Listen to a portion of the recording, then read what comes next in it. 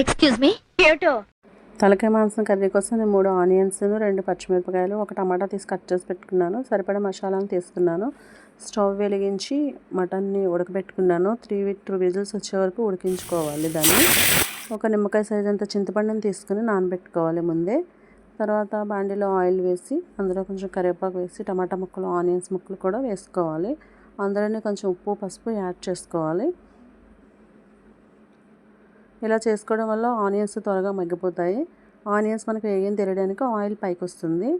అప్పుడు మనం మసాలా చేసుకున్న ఆ పేస్ట్ని కూడా ఇందులో వేసి బాగా ఫ్రై చేయాలి. ఆయిల్ పైకి రాగానే బాయిల్ చేసి పెట్టుకున్న మటన్ అంతటిని తీసి ఇందులో వేసుకోవాలి.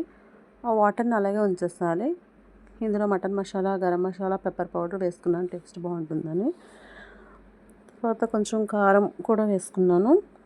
మూత పెట్టేసాక ఒక 10 నిమిషాలకి అది ఆయిల్ పైకి ఎప్పుడైతే స్ప్రెడ్ అవుతుందో అప్పుడు మనకి కర్రీ రెడీ అయిపోతున్నట్టు.